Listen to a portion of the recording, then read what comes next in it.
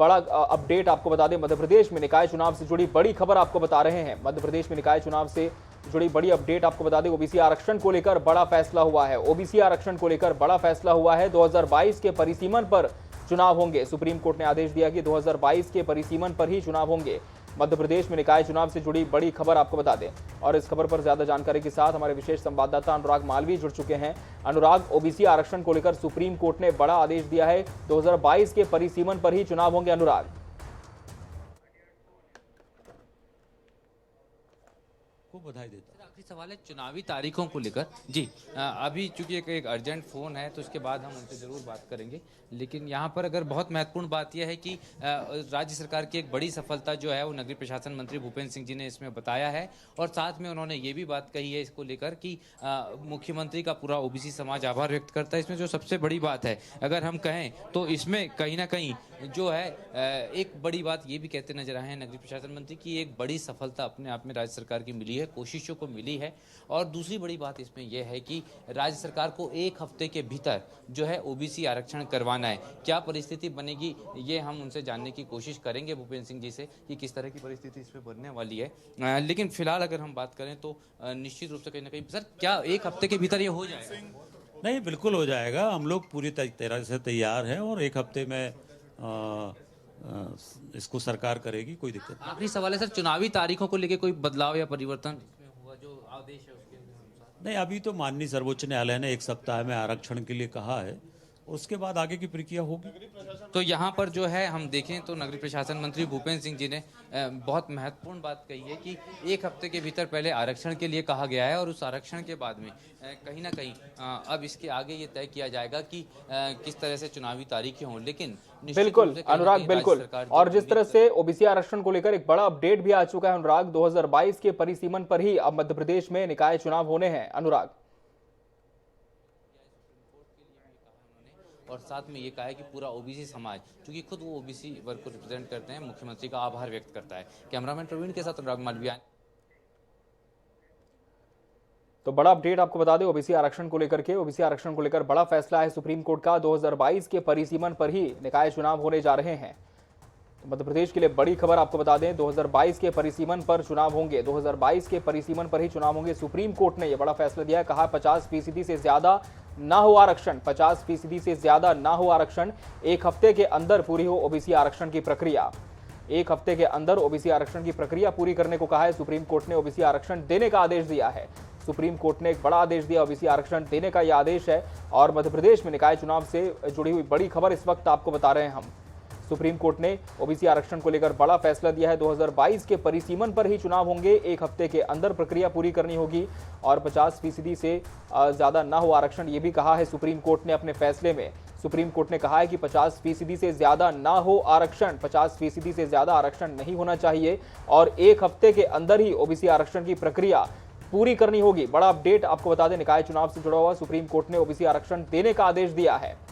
तो मध्य प्रदेश सरकार जो कि लगातार इस कोशिश का दावा कर रही थी कि मध्य प्रदेश में निकाय चुनाव ओबीसी आरक्षण के साथ ही होना चाहिए, क्योंकि एक बड़ा वर्ग इस आरक्षण का प्रतिनिधित्व करता है। और ओबीसी आरक्षण को लेकर मुख्यमंत्री शिवराज सिंह चौहान ने भी जिस तरह से कहा था कि हम रिव्यू पिटीशन दाखिल करेंगे, और जब बीते 10 मई को यह फैसला आया था कि बिना ओबीसी आरक्षण के पंचायत चुनाव होंगे, तब कहीं ना कहीं सरकार को एक बड़ा झटका लगा था। लेकिन आज के इस फैसले से थोड़ी बहुत राहत जरूर मिलेगी राज्य सरकार को, क्योंकि ओबीसी आरक्षण अब दिया जाएगा। सुप्रीम कोर्ट ने यह आदेश दिया है, और आरक्षण का जो प्रतिशत है वो 50% से कम रखना होगा, और एक हफ्ते के अंदर तमाम जो चीजें हैं वो पूरी करनी होंगी, प्रक्रिया पूरी करनी होगी ओबीसी आरक्षण से जुड़ी हुई, क्योंकि चुनाव पहले से ही बहुत देर से हो चुके हैं, इसकी तारीखें बहुत आगे बढ़ चुकी हैं। इसलिए ओबीसी आरक्षण को लेकर जब सुप्रीम कोर्ट ने फैसला दिया, तब ये कहा है कि एक हफ्ते के अंदर ही प्रक्रिया पूरी करनी होगी। हमारे विशेष सहयोगी अनुराग मालवीय हमारे साथ जुड़ चुके हैं। अनुराग, 10 मई का जब फैसला आया था सुप्रीम कोर्ट का, इसके बाद मुख्यमंत्री ने पहले ही कहा था कि हम रिव्यू पिटीशन दाखिल करेंगे, और कोशिश यही होगी कि प्रदेश में जब निकाय चुनाव हो तो ओबीसी आरक्षण के साथ ही हो। अब एक बड़ा फैसला कितनी राहत देगा राज्य सरकार को, और ओबीसी आरक्षण को लेकर किस तरह का मोड़ अब इसमें आएगा, क्योंकि कोर्ट ने कहा है कि 50% से कम ही जो आरक्षण है अनुराग वो होना चाहिए, और 2022 के परिसीमन पर ही चुनाव होने चाहिए। तो अनुराग से हम फिर से संपर्क करने की कोशिश करेंगे, और एक बड़ा अपडेट हम दर्शकों को बता दें कि एक हफ्ते के अंदर ही जो तमाम प्रक्रिया है वो पूरी करनी होगी। ओबीसी आरक्षण से जुड़ी हुई प्रक्रिया एक हफ्ते के अंदर पूरी करनी होगी, 50% से कम आरक्षण को रखना होगा, और सुप्रीम कोर्ट ने कहा है कि 50% से ज्यादा ना हो आरक्षण, 50% से ज्यादा आरक्षण नहीं होना चाहिए और 1 हफ्ते के अंदर ओबीसी आरक्षण की प्रक्रिया को पूरा करना होगा। बड़ी खबर मध्य प्रदेश के लिए इस वक्त आपको बता दें, सुप्रीम कोर्ट ने ओबीसी आरक्षण देने का आदेश दिया है। सुप्रीम कोर्ट ने आदेश दिया है कि ओबीसी आरक्षण दिया जाएगा मध्य प्रदेश निकाय चुनाव में। मध्य प्रदेश निकाय चुनाव में ओबीसी आरक्षण दिया जाएगा। ओबीसी आरक्षण को लेकर सुप्रीम कोर्ट ने बड़ा फैसला दिया। हमारे साथ इस वक्त वरिष्ठ कांग्रेस नेता के मिश्रा जुड़ चुके हैं।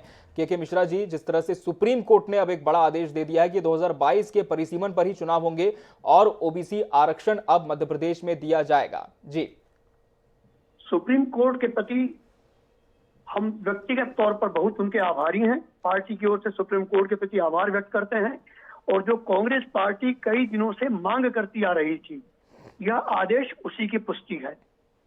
जी बिल्कुल के मिश्रा जी, लेकिन जिस तरह से मुख्यमंत्री शिवराज सिंह चौहान ने कहा था कि रिव्यू पिटीशन हम दायर करेंगे, तो क्या आपको नहीं लगता कि राज्य सरकार भी कहीं ना कहीं इस बात की पक्षधर तो थी ही, कोशिश सरकार की तरफ से भी हुई है? सरकार पूरी तरह इलेक्शन टालने के मूड में थी जी। और तकनीकी विसंगतियां लाकर सरकार का मूड यही था कि किसी भी तरह येन केन प्रकरण चुनाव टाले जाएं और ओबीसी विरोधी नीति जो सरकार एक एजेंडे के तहत लागू कर रही थी, वह ध्वस्त हो गई इस फैसले के बाद। चलिए, तो सरकार ध्वस्त हो गई इस फैसले के बाद, ये कह रहे कांग्रेस के वरिष्ठ नेता के मिश्रा जी। के मिश्रा जी, वहीं अगर हम कांग्रेस की बात करें तो जिस तरह से ओबीसी आरक्षण को लेकर जब सुप्रीम कोर्ट ने फैसला दिया तो ये कहा है कि 1 हफ्ते के अंदर इसकी तमाम जो प्रक्रिया है वो पूरी करनी होगी। चुनाव पहले से ही बहुत लेट हो चुके हैं। ऐसे में कांग्रेस का संगठन कितनी तैयारी इस पूरे चुनाव को लेकर के रख रहा है? देखिए, माननीय सर्वोच्च न्यायालय का यह आदेश सरकार के लिए है। हम तो अपनी तैयारी पूरी करे हुए बैठे हैं। अब सरकार और निर्वाचन आयोग को वो तैयारी पूरी करके माननीय न्यायालय के आदेश के पालन को सम्मान करना है। बिल्कुल, तो सरकार और निर्वाचन आयोग को पूरी तैयारी करके सर्वोच्च न्यायालय के आदेश का सम्मान करना, ये कह रहे हैं वरिष्ठ कांग्रेस नेता के मिश्रा जी। और हम दर्शकों को एक बार फिर बता दें कि सुप्रीम कोर्ट ने बड़ा फैसला दिया है कि मध्य प्रदेश में अब ओबीसी आरक्षण के साथ ही चुनाव होंगे और 1 हफ्ते के अंदर जो प्रक्रिया है उसे पूरा करना होगा। एक शर्त और है कि 50% से आरक्षण कम होना चाहिए। हमारे विशेष सहयोगी अनुराग मालवी भी हमारे साथ जुड़े हुए हैं। अनुराग, एक बड़ा फैसला सुप्रीम कोर्ट का और निश्चित तौर पर कहीं ना कहीं एक राहत भरा फैसला हम कह सकते हैं सरकार के लिए भी, क्योंकि 10 मई को सरकार को झटका लगा था। तमाम जो उम्मीदें थी अब वो रिव्यू पिटीशन पर ही कायम थी और अब सुप्रीम कोर्ट ने जब ये फैसला दे दिया तो किस तरह से अब ये पूरी प्रक्रिया आगे बढ़ेगी और क्या कुछ कहा है सुप्रीम कोर्ट ने अपने इस फैसले में?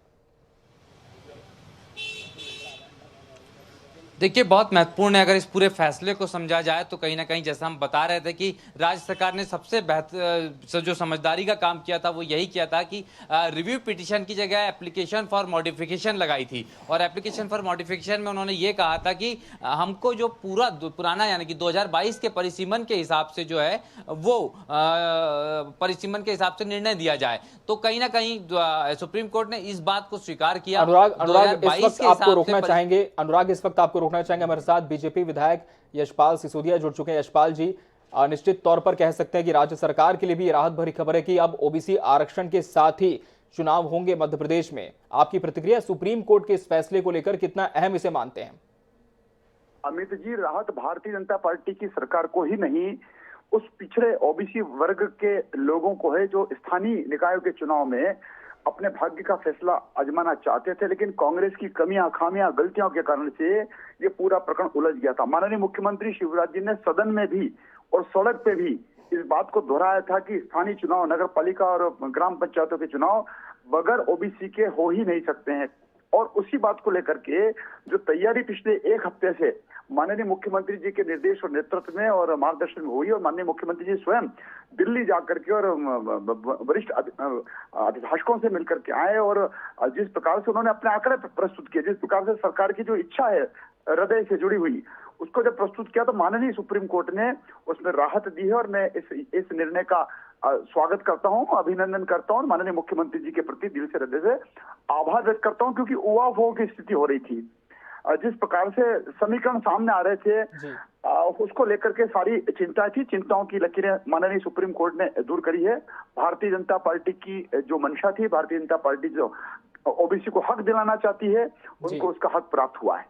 चलिए, तो ओबीसी को हक प्राप्त हुआ है और इसका पूरा जो श्रेय है वो यशपाल सिसोदिया जी मुख्यमंत्री को दे रहे हैं। हमारे साथ वरिष्ठ कांग्रेस नेता के मिश्रा जी भी जुड़े हुए हैं। के मिश्रा जी, आपने यशपाल सिसोदिया जी की बात सुनी होगी। साफ तौर पर कहना है कि मुख्यमंत्री शिवराज सिंह चौहान तो इस विषय को लेकर दिल्ली तक गए थे, आलाकमान से भी मुलाकात की और इसी का नतीजा है कि ये फैसला आया है। बने रहें। जी, के मिश्रा जी, आप सुन पा रहे हैं हमें? चलिए, तो के मिश्रा जी तक हमारी आवाज शायद नहीं पहुंच पा रही, उनसे फिर से संपर्क करने की कोशिश करेंगे। यशपाल सिसोदिया जी हमारे साथ लगातार बने हुए बीजेपी विधायक है। यशपाल जी, जिस तरह से 10 मई को जो फैसला आया था सुप्रीम कोर्ट का, उसमें साफ तौर पर सुप्रीम कोर्ट ने कह दिया था कि अब बिना ओबीसी आरक्षण के ही मध्य प्रदेश में चुनाव होंगे, लेकिन इसके इतर संगठन लगातार अपनी तैयारियों में लगा हुआ था। हालांकि राज्यसभा सांसद विवेक तनखा ने तो यह भी बयान दिया था कि सुप्रीम कोर्ट का जो फैसला, इसके आगे कुछ अभी फिलहाल नहीं किया जा सकता। तो ऐसे में क्या बीजेपी कहीं ना कहीं ये मान करके चल रही थी कि संगठन की तैयारियां तो अपनी तरफ है, लेकिन सुप्रीम कोर्ट के लिए एक आस बीजेपी की तब भी बनी हुई थी जब 10 मई को ही मुख्यमंत्री ने यह बयान दे दिया था कि रिव्यू पिटीशन दाखिल की जाएगी? देखिए, रिव्यू पिटीशन दायर करने के साथ साथ जिस प्रकार से आंकड़ों को प्रस्तुत किया गया है, जो चिंता व्यक्त करी है, और आपने अमित जी बहुत अच्छी बात कही, विवेक तनखा जी को क्षमा याचना करना चाहिए। सुप्रीम कोर्ट में जो रिव्यू पिटीशन दायर की, उसी क्षण उसी समय से विवेक तनखा जी जैसे वरिष्ठ अभिभाषक, जिनका पूरे देश भर में नाम है, वे कांग्रेस के नेता भी हैं, राज्यसभा के सांसद भी हैं, और के निराशा का भाव के साथ और इस उम्मीद के साथ कि आरक्षण ओबीसी को नहीं मिलेगा, ये देखिए इनकी मन की जो एक अभिलाषा होती है, मन की जो इच्छा होती है, और मन जो इनका बोलता, इनका मन ये बोल रहा था कि ओबीसी को आरक्षण नहीं मिलेगा, कुछ भी कर लो, अब तो सुप्रीम कोर्ट सुनेगा ही नहीं, इस रिव्यू पिटीशन में कोई दम नहीं है। इस प्रकार की बात कर करके निश्चित सरकार के काम में, सरकार की स्पीड में, सरकार की गति में कहीं ना कहीं विवेक तनखा जी गतिरोध पैदा करने की कोशिश कर रहे थे। जी बिल्कुल, लेकिन क्या सरकार इस स्थिति में कि एक हफ्ते के अंदर ही जो प्रक्रिया पूरी करने को कहा है वो पूरी हो जाए? तमाम तैयारियां के संगठन की पूरी हो चुकी है इस दिशा में? देखिए, भारतीय जनता पार्टी हमेशा चुनाव के मूड में रहती है। त्रिस्तरीय पंचायती राज में चूंकि ग्राम पंचायत के चुनाव, सरपंच, जनपद सदस्य, ग्राम पंचायत का पंच, सरपंच और जिला पंचायत का सदस्य, ये राजनीतिक आधार पर नहीं होते हैं, सिंबॉलिक आधार पर नहीं होते हैं, और निर्वाचन आयोग चुनाव कराएगा। भारतीय जनता पार्टी की सरकार और भारतीय जनता पार्टी का संगठन की अपनी तैयारियां हैं, ये कह रहे हैं यशपाल सिसोदिया जी। सिसोदिया जी, आप बने रहेंगे हमारे साथ। इस वक्त हमारे साथ कांग्रेस मीडिया सेल उपाध्यक्ष भूपेंद्र गुप्ता जी जुड़ चुके हैं। भूपेंद्र जी, निश्चित तौर पर मध्य प्रदेश में निकाय चुनाव को लेकर इससे अहम फैसला आज के दिन नहीं कहा जा सकता कि ओबीसी आरक्षण के साथ ही चुनाव होंगे। सुप्रीम कोर्ट ने तमाम क्लॉज अपने इस फैसले में लिखे हैं, लेकिन इसके साथ ही हमारे साथ जिस तरह से बीजेपी विधायक यशपाल सिसोदिया जी जुड़े, उनका कहना है कि ये तो सीएम शिवराज जी की ही पहल थी, कोशिश थी कि वो इस विषय को लेकर दिल्ली तक गए, रिव्यू पिटीशन की बात की, तब जाकर ये फैसला आया। कितना अहम ये फैसला आपके लिए है, और क्या आप ये मानते हैं कि वाकई में मुख्यमंत्री जब दिल्ली गए थे तो इसी लेकर ये इसकी परिणति फैसले के रूप में देखने को मिल रही है? इसमें शिवराज सिंह जी का क्या योगदान है? जी, शिवराज सिंह जी तो 0 करवा चुके थे। अब जो है ये एक तरह की ये तो यथास्थिति है, इसके आधार पे तो चुनाव हो ही रहे थे। जो 14% है जी, वो तो चुनाव जो है पिछले 3 चुनाव इसमें हो चुके हैं। बिल्कुल। इसमें शिवराज सिंह जी का क्या महान योगदान है? सिर्फ इसलिए उनने से अपनी यात्रा रद्द करके आ गए। लोग मर रहे हैं पानी से, लोग मर रहे हैं बिजली से, लोग मर रहे हैं महंगाई से। भाई साहब, यात्रा कैंसिल हो गई तो ये महान योगदान है ओबीसी के पक्ष में। ये जो कहानी है, इस कहानी का कोई अर्थ नहीं है। जी, कोर्ट ने जो फैसला अध्ययन करेंगे, सही है, लेकिन ये तो ये पुरानी स्थिति में हम लौट गए, और यही भारतीय जनता पार्टी चाहती थी। जी, भारतीय जनता पार्टी का इतिहास ओबीसी को न्याय देने के मामले में हमेशा से कलंकित रहा है। 1989 में जब मोरारजी देसाई ने गठन किया था इसका मंडल आयोग का, तो 1989 में मोरारजी देसाई की सरकार इन्होंने गिरा दी थी जनता पार्टी की, जनसंघ घटक ने विद्रोह करके। इसके बाद जब जो है मंडल आयोग को की सिफारिशों को लागू किया बीपी सिंह की सरकार ने, तो बीपी सिंह की सरकार इन लोगों ने, भाजपाइयों ने गिरा दी। और जब जो है 27% आरक्षण लागू किया कमलनाथ जी की सरकार ने, तो इन्होंने जो है माफिया से मिलकर कमलनाथ की सरकार गिरा दी। तो ये जो है 14% आरक्षण महाजन आयोग के माध्यम से, तो हमने दिया, कांग्रेस ने दिया, अर्जुन सिंह जी की सरकार में दिया गया। तो इन्होंने आज तक क्या कदम उठाया है ओबीसी के लिए? जो ये इतनी बड़ी बड़ी बातें कर रहे हैं कि महान योगदान, विश्व का सबसे बड़ा योगदान, कर्ण के बाद सबसे बड़ा दान इन्होंने ही दिया, ये करने की स्थिति कहाँ से आ रही? बिल्कुल भूपेंद्र जी, नया इसमें आप भी हुआ हो जुड़े तो रहे हमारे साथ। जी, आपसे निवेदन है आप भी जुड़े रहें और हमारे साथ लगातार बीजेपी विधायक यशपाल सिसोदिया जी भी बने हुए, जो तमाम आपकी बातें भी सुन रहे हैं। यशपाल जी, जवाब दें तमाम इन आरोपों का जो भूपेंद्र गुप्ता जी लगा रहे हैं भाजपा पर कि ये जो तमाम प्रक्रियाएं थी, तमाम जो चीजें थी, वो तो पहले कांग्रेस सरकार की तरफ से चली आ रही थी, लेकिन ओबीसी आरक्षण का हित नहीं चाहती थी बीजेपी। जवाब दें। आज कांग्रेस के पास बोलने को कुछ भी नहीं रह गया है, तभी तो आज भूपेंद्र जी जैसे वरिष्ठ प्रवक्ता अपना ट्रैक छोड़ रहे हैं और जिस विषय पर डिबेट हो रही है उससे हट करके दाएं बाएं की बात कर रहे हैं।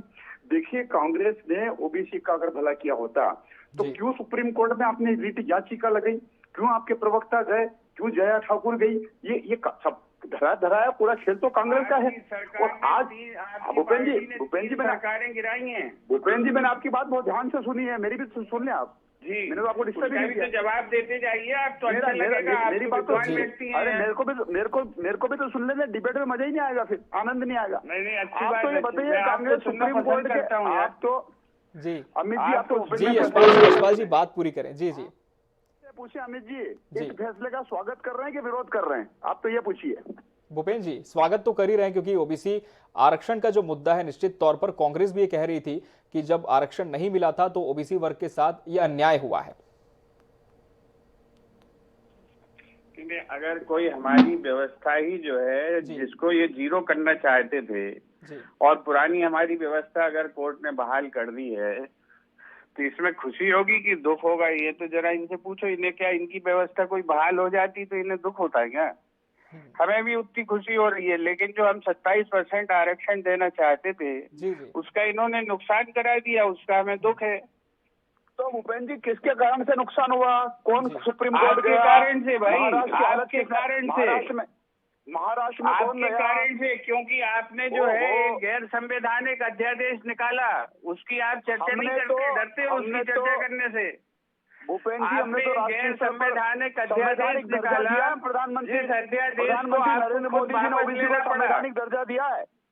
आपने कभी संवैधानिक दर्जा दिया है क्या? बताइए आप। तो दर्जा देने से क्या हो जाता है? दर्जा देने से आप जो है महान हो गए। अरे दर्जा देने से आप महान हो गए क्या? ओबीसी की आप जो है किसी भूपेंद्र जी ये स्वीकार तो कर रहे हैं कि जब पुरानी व्यवस्था बहाल हुई तो इस बात की खुशी जरूर है, लेकिन जो प्रतिशत है, प्रतिशत को लेकर कहीं ना कहीं दुख जरूर है कांग्रेस को कि जो प्रतिशत है वो कहीं ना कहीं बढ़ना चाहिए था, लेकिन अब वो कम हो चुका है, ये कह रहे हैं भूपेंद्र जी। और जीवंत नदी का दर्जा भी दे दिया, यही आप ओबीसी के साथ कर रहे हैं। जी यशपाल जी जवाब दें। भारतीय जनता पार्टी ने तो भूपेंद्र जी ओबीसी वर्ग का भला किया और लड़ाई लड़ी हमने। आपने तो तमाशा खड़ा कर दिया। बताइए, फैसला बताइए, हुआ सब आपके कारण से हुआ है। एक आध फैसला तो बता दो आप। फैसला दल के नेता क्यों गए? 1200 करोड़ रुपए की आपने जो है बच्चों की छात्रवृत्ति रोक ली और आपने ओबीसी का भला किया है। मध्य प्रदेश में ओबीसी का नौकरियां खा गए और आपने ओबीसी का भला किया है। घिनौना कृत्य किया। इसकी जवाब तो दो आप जी। अरे भाई, इसने जवाब दो ना। ओबीसी के साथ छलावा किया है। आपने बहुत भला किया ओबीसी का, तो आपने जो है नौकरियां क्यों छीन ली? आप याचिका विड्रॉ कर लेते। उनकी छात्रवृत्ति क्यों छीन ली? बताओ ना जरा। आपको पता थी कि महाराष्ट्र में निर्णय हुआ है, महाराष्ट्र के निर्णय के परिप्रेक्ष्य में विड्रॉ कर लेना थी। अरे आप तो गए थे नमाज पढ़ने, रोजे गला पड़ गए। तो लगातार इस विषय पर हमारी भी नजर रहेगी और सुप्रीम कोर्ट का फैसला जब और विस्तृत रूप से आएगा तब इसका अध्ययन भी दोनों पार्टियां करेंगी, इनका साफ तौर पर कहना है। फिलहाल बहुत शुक्रिया आप दोनों का हमसे जुड़ने के लिए, इस खबर पर अपनी बात रखने के लिए, और यहां रुकेंगे।